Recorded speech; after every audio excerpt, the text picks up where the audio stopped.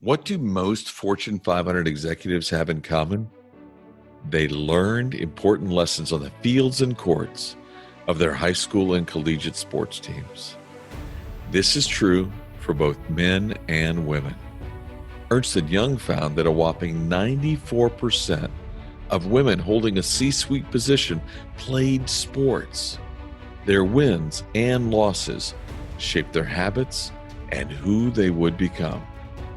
Join me on my journey to sit with some of the brightest executives in the world as we discuss how sports shaped their professional trajectory in life. I'm your host, Don Yeager, and this is Corporate Competitor Podcast. With me for today's episode is ESPN's Senior Vice President of Marketing and the founder of espnW, Laura Gentile. Laura was a two-time field hockey team captain at Duke and led the Blue Devils to their first ever appearance in the NCAA tournament, graduating as Duke's all-time leading scorer. She began her career at ESPN in 2003, working with legendary ESPN President George Bodenheimer. In the years since, she has produced the annual Women in Sports Summit, featuring world-class athletes and talented hosts like Maria Taylor and Sage Steele. Laura was named to the Forbes Most Powerful Women in U.S. Sports list, and today her wisdom is coming to you. Well, that's the other thing I did learn, Don, is the notion of good leaders and good followers. Leaders need good followers. Good followers are just as important to a team.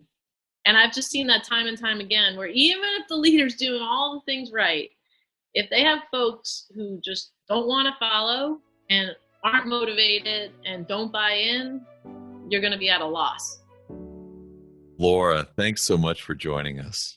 You're very welcome. I'm excited. You know, in its own way, you are the reason that we're even doing this podcast, right? Your work at ESPNW and Ernst & Young generated the story that I found a couple of years ago that I reference every week in this podcast about what percentage of great leaders found their way to executive experience through athletic experience, and how competing on fields and courts led them to be better leaders wherever they landed. And so thank you for that. You're welcome. I've lived it. I'm sure we're going to get into it, but I've certainly lived the transition from playing in my backyard and playing on my driveway to playing in college to, being an executive. Yeah, we are. That's exactly where we're going to dig. But I wanted to ask you a couple of questions about the research and the work that you did and the mindset behind it when you all started that study. It's such groundbreaking work. What prompted you all to do that kind of study of executive experience? Well, I think there's a few of us at Ernst & Young who were very much touched and molded by our athletic experience. And we had gone on to have pretty ambitious business careers and executive careers.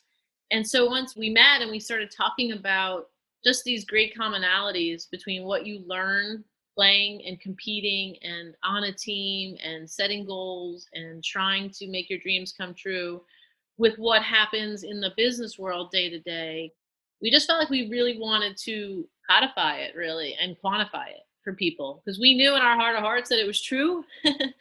But obviously you need hard data oftentimes to prove your points. So that really set us in motion to really understand that and to really see what the numbers were and to really understand, that literally over 90% of women in the C-suite had played sports. I mean, it's an astounding number. It really is. It wasn't surprising to us, but I think that number, 94%, was surprising because it's so high and it's such a strong indication. Yeah, that was my next question, was like, finally the data rolls in and you flip to that page and you go, oh my gosh, 94%. It does almost seem otherworldly. I mean, every time I've mentioned that number to other people, they shake their head like that. I mean, that's almost impossible to imagine. It did shock you a little bit that it was that high? Yeah, and, again, it just sort of confirmed a lot of what we spoke about and were thinking and had experienced. But the number beneath that I think really surprised me and confirmed our convictions was the fact that, 51% had played at a university level. Hmm.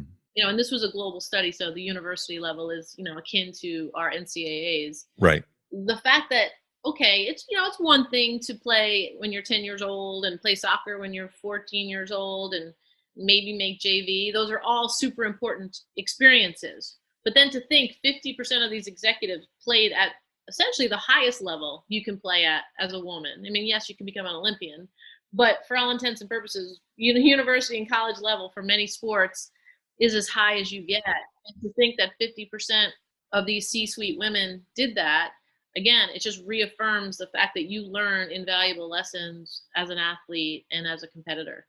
Yeah. As a leader at ESPN, I know you get a chance to share, as you did with your summit, with so many other people, the impact that sports has had on your life. You went to Sachem High School in New York and you played three sports: field hockey, basketball, softball. Pretty good at all three, but which one was your favorite and why? Well, softball probably came the most natural to me. I just love hitting. I really love being a shortstop. I could catch ground balls at that time all day long. So I just always felt at home on a softball field, and I, felt in charge, and I just loved playing shortstop. And I just had so many close teams, and a 2-year juncture. My dad, kind of coached us in the summers. So it was super fun and just felt really natural. Field hockey, I think I just really applied myself. I love scoring goals and I love the fitness of it. And I love having to be athletic and in shape, at top levels. And so field hockey, I just felt like I had the brightest future and the greatest upside. And then basketball was just something, it's a great sport that you could really play on your own. So I would like literally go out on the driveway and shoot hoops by myself for hours and hours. And I put a ton of time into it when I look back at it now, considering it was my quote unquote third sport. Third sport? Yeah. Yeah, I went to summer camps. I shot endless free throws. But the real reason I think I stuck it out with basketball was we just had a tremendous high school coach who had built an incredible program at Sachem. We were county champions, like, pretty much every single year. And it was an honor and it was a privilege to play for her. Her name was Risa Zander. To this day, she's probably the toughest, most motivating coach I've ever had. So for me, I could have probably just stepped aside from basketball in 10th grade or so, but I just wanted to play for her and I wanted to have a senior year with her. And, she'd make you run if you made a mistake, and people would come to our games to see her scream at us. But she got the most out of us. And like I said, I was a very average basketball player, but I played my heart out for her. What's the greatest leadership lesson you learned from Coach Xander? Many basketball coaches that I've met, many great basketball coaches, are great storytellers, really have the courage of their convictions, and just have that passion where they are screamers and they're emotional and they tell you how they feel. So there's many dimensions to leadership, but I think from Ms. Zander, I just kind of learned about putting it all on the line. If you love doing something, if you want to win, be all in. And she was always all in. She was like the Pat Summitt of Long Island basketball, and she was all in. And I love you played 2 extra years on that team, largely because of the coach, because of the leader. And what a neat testimonial that is for what coaching and leadership can give to you as a young Yeah, person for sure. when you encounter that right person. In field hockey, you then chose field hockey, as you said, and it became the sport that you would carry through on your way to Duke. Amazing opportunity, obviously, to go be a Blue Devil. Right. And there, your high school teammate, Patty Stein, the two of you actually went there and became co-captains of the Duke team and everything. Tell me about that. Like, what's your favorite story about that Duke experience and the team that you were able to put together there? Well, the whole experience was pretty terrific. It was an incredible group of women that I joined. So even as a freshman, I felt like I fit right in. And the seniors took me under their wing, and I just felt at home from day one. And it helps if you start and you play every game of your career to feel like you fit in. But I just always felt at home there. And we really bonded and banded together. And our goal, our collective goal from my freshman season on, was to make the NCAA tournament, which on some level now, Duke field hockey is literally on the cusp of the Final Four or in the Final Four every year. But at that time, Hadn't we had never even made the tournament. right. So our collective goal was, we want to get this program to the next level, and we want to be in the national conversation, and we want to be nationally ranked, and we want to get us on a road, to a national championship. So us just all working together, and again, loving each other and supporting each other and working out around the clock and just going all in on that goal of making it to the NCAA tournament was super important. And, Patty and I were co-captains her senior year, my junior year, and that's when we did it. So it was really a great sense of accomplishment to say we tried and we pushed. I think my freshman year, we finished like 2 seeds out of the tournament. My sophomore year, we were knocking on the door again. So just to get in on my junior year, it was like a collective, like I said, a collective effort. So even the seniors who I had grown up with, who had then graduated, apparently we did it for them, even though they were no longer there. That goal of actually making the tournament, was that team inspired or was that from Coach Seiler? I mean, it was both, right? I mean, Jackie and Coach Seiler, she was an incredible recruiter. So she really brought us all together. And of course, it was her goal. But I think our level of ownership of that goal was different, and it was deeper. It was really our quest as much as it was hers. So great question there. That idea of the team actually feeling like it owns that sense of something bigger than themselves and chasing it to collectively. How do you translate that into the work you do day to day in business? I think it comes down to chemistry and culture. When I think about it, because everything we achieved at Duke was really because we had a special chemistry and we loved each other, and we had this interesting collection of women who, different, quirky, funny, who worked hard, and we all worked hard, but like who was fanatical, we just knew each other inside and out. And I've learned in the business world that chemistry and culture are pretty much everything. The chemistry of your team, if you truly support each other, if you're truly aligned behind goals, if you truly enjoy each other's company, it leads to incredible results, or likelihood of incredible results. And culture is paramount. And that's something that at ESPN, we've always had a very vibrant, very strong culture. And one of the best leaders I've ever met in the business world is George Bodenheimer, Mm-hmm. who was the president of ESPN when I joined the company 17 years ago. And he preached culture. All these years of ESPN growth and leadership stems from the culture that we have, and the fact that, again, our employees, it sounds crazy, I use the word love a lot, but like love each other, and we want to support each other, and we want to win for each other, and we want to do great work for each other. And so when the pandemic happens and the sports world is essentially canceled, the sports calendar is thrown upside down, we didn't really skip a beat. We didn't go off air for a minute. Sports Center, if it had to go on air 12 hours a day, it went on air 12 hours a day. If it had to go on 20 hours a day, it would have gone on 20 hours a day. And our marketing department just kept churning out communication and information to our fans about what was changing, how things were evolving, reflecting their feelings. And I think all of that extra effort and desire just stems from a great culture. It really was an unbelievable time, and especially in sports media, right? I mean, there's nothing truly left really to cover. You have to create energy and you have to create conversation. And that had to be especially up there in the heart of it all. Although the one lesson, Don, from all this, when the chips are down, there's always cornhole. It's so funny because I actually was joking about that earlier today.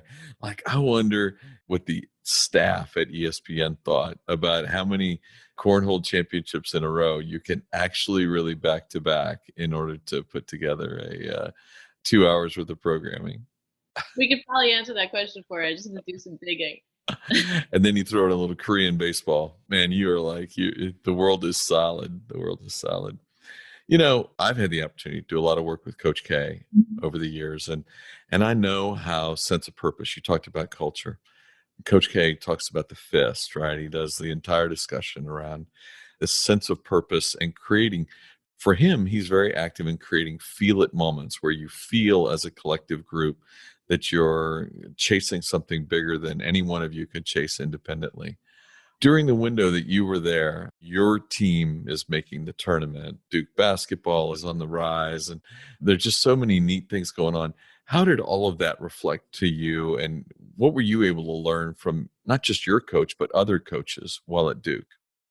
Yeah, I mean, ultimately, everything I learned at Duke really stemmed from an appreciation for excellence, Mm, just the caliber of athletes there, the commitment to being the best, to doing everything you can to achieve your potential. It just was infused in all we did. And, setting that tone with Coach K.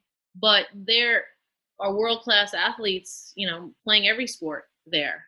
mhm. And it was great to experience that and learn about other people's goals and what they wanted to achieve and what each of the individual teams wanted to accomplish. And then, just walking around the campus, right? The caliber of students there and the global nature of that university, you just feel inspired. I mean, you just really want to achieve. Like, hey, I can do everything now. I have this type of motivation and this inspiration and these types of people to be bumping up against. It really helps you kind of raise your standards. No kidding. You know the premise of our podcast, this idea that these lessons, as was in your study, the lessons you learn out there on the courts and fields, lead you to be able to lead better. So, as you're reviewing resumes, you get lots of them, I'm sure. How often do you take a glance to see what other things a job candidate has done, including athletics? And where does that weigh for you when you're thinking through, man, well, this might give this person a slight advantage over someone else in the employment space?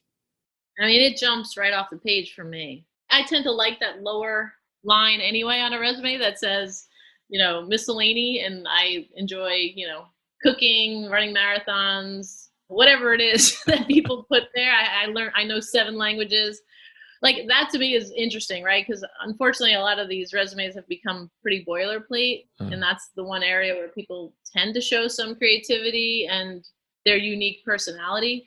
But if they've been an athlete and they've competed at a high level where it's demanding and it's challenging, and they've had to make sacrifices, and then if they happen to have been a leader or a captain, it speaks volumes to me, and I definitely give that person a first, second, third look.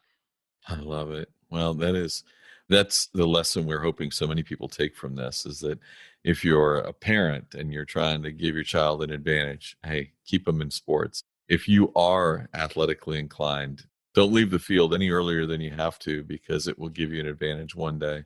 And There's a lot of other activities in this world that impart lessons, obviously committing to music and right, being an artist and having a lot of other interests. But for me, through my lens, the level of sacrifice that sports can require. And by the way, when you're competing and you're training, it doesn't even feel like a sacrifice because you just love it so much. But when you look back, you think about all the hours and all the commitment, again, for some goals and for some dreams. It's really just a unique experience because it's physical, it's mental, it's spiritual. You sort of have to put everything on the line together. You got to get your body in the right place. You got to get your mind in the right place. You have to be motivated. You have to be rested. Like there's just so much that goes into being a great athlete, and that discipline and that time management. Again, I'm biased, but I've never seen anything that's equal to that. you know, in this podcast, we've had the chance to interview individual sport athletes, tennis and golf, and then a lot of team athletes. It is interesting when you ask them a little bit about which do you think gives you the greatest opportunity to best personally develop. Obviously, you played 3 team sports. In your thought, what do you value out of those 2 different experiences, or do you see them as different experiences? I do. I mean, obviously there are a lot of commonalities, but I've always loved playing on a team and I've always thrived in that type of environment. And, I've played a little golf here and there and I obviously run a lot, but I don't know, having teammates to me and having that, again, that collective goal and sharing in the experience with other people to me has always made it richer. You literally learn the lesson you cannot do it alone. which I think in life you learn after many years is pretty valuable. You cannot really go it alone. And so you need people and you need to work together and you need folks who are in your corner and understand you and Hmm. help propel you, and you need to do the same for others. And so to me, being on a team has always just been a richer expression of sports and a richer feeling when you win and when you lose. And I think it's actually more balanced. I do think it's hard to be an individual athlete and just have it all on your shoulders all the time. Hmm. I don't know. To me, sports is synonymous with playing on a team and competing with teammates. One question that we've asked regularly that's been really fascinating is, especially in the executive world, we use the word team to describe the group around us. Right. But the truth is, many of these corporate environments are not teams. They're just a collection of people grabbing a check from the same company. Unfortunately, yes. Unfortunately, if somebody asks you to define the difference between a team, say, and one that might just be a group of folks who happen to have the same work environment, how would you define those two things? I think it's the commitment and the passion and energy you have for each other. I oversee the ESPN marketing department right now, Hmm. and I've tried to replicate the team that I know via athletics as much as possible. We have people in different roles. We have people running the brand. We have people focused on research. We have people focused on event marketing, the media front. And again, like a team, we all have different roles. We all have strengths and different weaknesses. And we've become this collective that really leans on each other and supports each other and really respects each other. They're different roles that, hey, I'm not as good creatively as you, but you understand the strategy or you understand the data. And so when it does function well, and I've been lucky enough to experience it in the business world, it does feel like a team. Like it does literally feel like you have a quarterback or a center forward and you have a goalie and you have you have a midfielder. Like they're just different titles for it, but we're all kind of gelling in that way while having distinct responsibilities.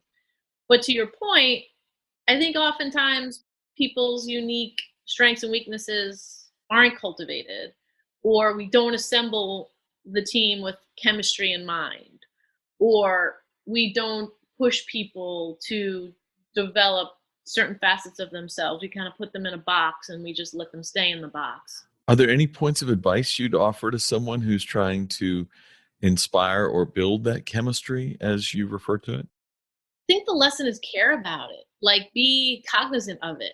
Be aware that it makes all the difference. Some people just don't have the radar for that. I don't know. I feel like that's something else I've learned playing on a team for so many years and respecting my coaches and being a captain is that I've been kind of a student of team chemistry. Like our team chemistry back to Duke was wildly different my freshman year to my junior year to my senior year. And I always was trying to figure out what changed, like 2 or 3 people graduated. So what? But why did that completely change the equation? But it did.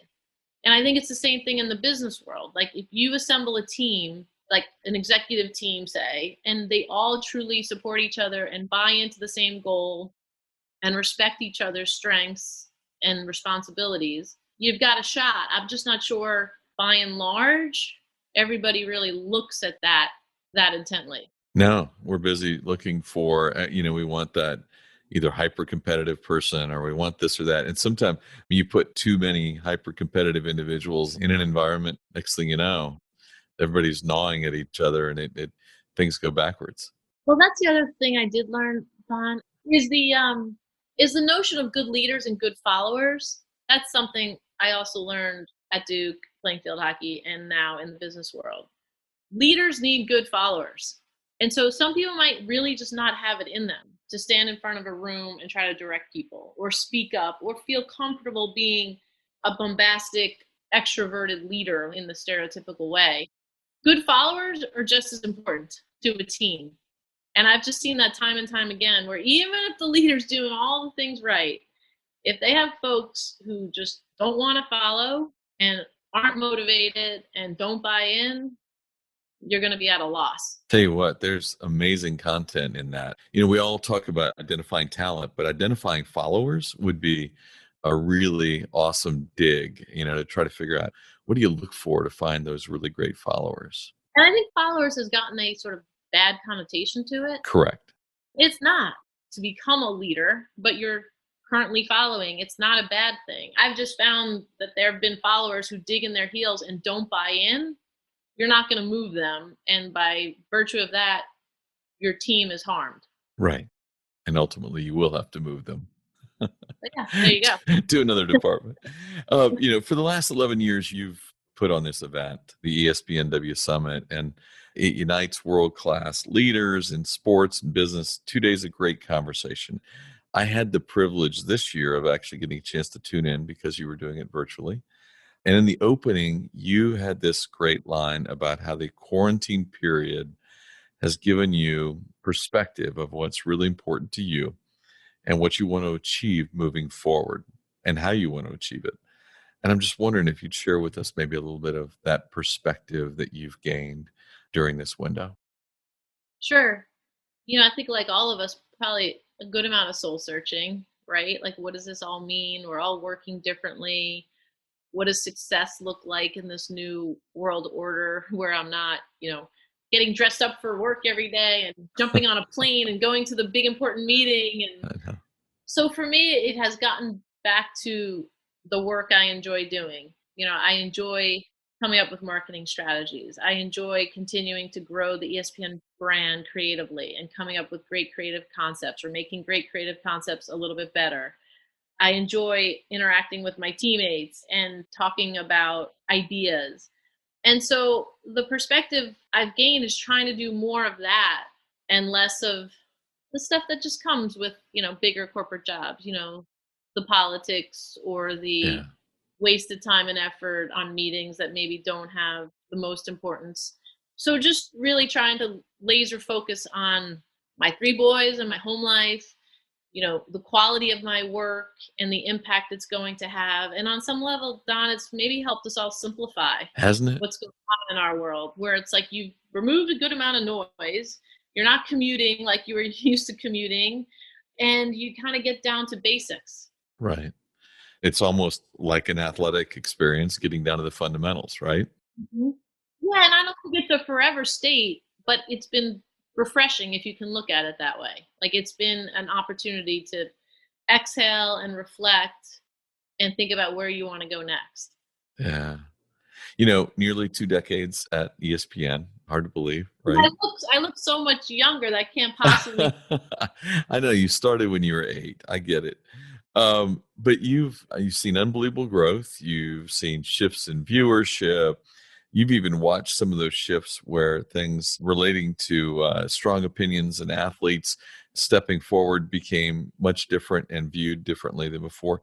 What has been the most pronounced change in your 2 decades at ESPN? It's mostly around the technology and the delivery of all of this. Sports are sports, right? The drama, the athletes, the achievements, the reality show that it is, that's a constant and you love it, right? And you get up for it. I think the way we deliver it to fans obviously has changed radically, right? It's not just about ESPN on your TV, tune in, that's how you get your news, right? Our app is world class and it's amazing, the ESPN app. And we're continuing to fine tune it and make it more intuitive and make it even stronger. The fact that most of us get a large majority of our news via social media Isn't that crazy? obviously is totally transformational. So the amount of time I personally spend on Instagram and Twitter and even Facebook still, Pinterest a little bit, like it's just different, right? It's just radically different in terms of how we get our news and information. But I think the fundamental of what we love about sports really hasn't changed. We've just continued to try to innovate and continue to try to be ahead of the curve in how we serve it up for fans of all ages and fans of all types. I think it's been one of those things. It's surprised everybody how things have grown as they have. And then, real quickly though, how do you see that progressing forward in the future? What's your vision into what ESPN might be 20 years from now? We'll just continue to get to be more and more personalized and intimate, right? Everything you want to know about your team is going to be increasingly easy to follow and increasingly easier to get at your fingertips. We sort of live day by day with our phone as it is. I just think it's ultimately going to be all here. And you'll always want a big screen for the big events. And it's always enjoyable to sit in a chair and a couch and watch a game. But I just think it's going to be more and more on the go, exactly how you want it to be, the exact teams and athletes that you want to enjoy whenever you want to enjoy it. And it's less about when are we going to give it to you and more about when do you want it. Wow, that's powerful. Last question. I know that through your experience and through the summit and other opportunities, you do get the opportunity to end up offering advice to many young women, right? I'm going to bet about leadership. And I'd love to reserve this little piece of this conversation to just ask you, when you're advising young women on how to begin seeing themselves or projecting themselves into leadership, what advice are you giving them these days? Well, you know what? I don't think I've ever given this advice, but now I'm going to give this advice moving forward. It's about the fact that leadership is earned, Mhm. that you don't wake up one day and you're a leader. Back to Coach K, I'm sure he would say the same thing. He's probably a significantly better leader today with all his life experiences than he was coming right out of West Point. And ultimately, that's what I find in people overall. You kind of get better with age. I hate to say that, but leadership is earned. You have more life experiences, you have more perspective, you have more maturity, you have greater context to process things and understand why things are happening or where they may lead. And so over time, you do naturally just become more confident, become more able to articulate your beliefs and your thinking. And over time, people start looking to you and respecting you and actually wanting you to lead because you'll take the pressure off of them. And so if you aspire to be a leader and have greater leadership roles, try to carry yourself that way and try to pick up cues and try to learn from people that you admire and start piecing together your own leadership style. But it just doesn't happen. I'm a much better leader now than I was as a captain at Duke University. I didn't speak up enough then. I didn't challenge my teammates enough then. When, teammates were goofing around, I didn't call them out the way I would certainly do that today. So, it takes time and it's a process. One of my favorite lines from your summit was leadership is who sets the tone on your team or in your family, or, leadership is who sets the tone. It's not a title. Right. That really stood out to me as a great, great lesson, and one that I think is immediately transferable to everybody. I hope so. Yeah. I am so grateful. Thank you very much for the time. I know how busy we've had to reschedule this a couple different times because you've got so much going on, so many great things happening, both in your life and with your work. And so honored that you would give this time and this amount of energy to this conversation. I look forward to continuing to stay in touch, and I remain a great fan of all that you're doing. Thank you, Don. And thank you for recognizing ESPNW and reaching out. Well, I appreciate it. thanks for forming the idea behind this entire podcast. We're grateful to you. And once again, our appreciation is complete and real. Thank you.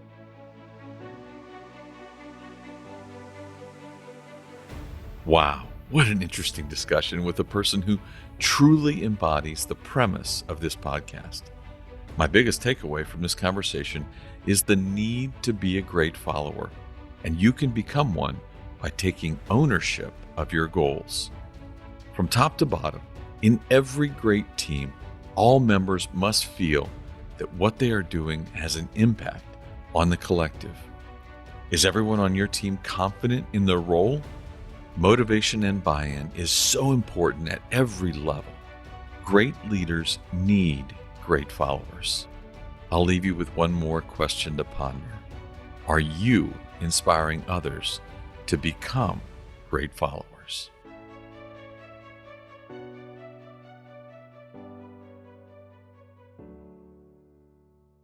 Thanks for listening to the show. Did you like what you heard? If so, subscribe to the podcast. We will be rolling out a new episode every Wednesday, and you can be the first to listen.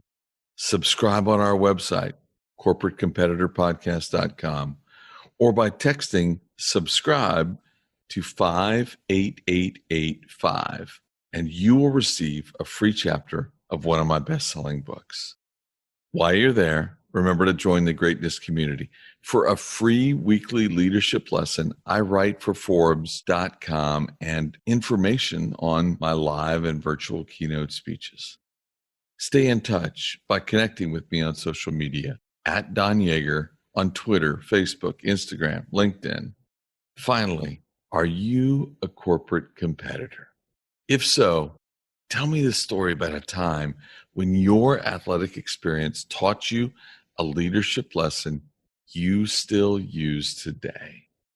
Until next week, I appreciate you.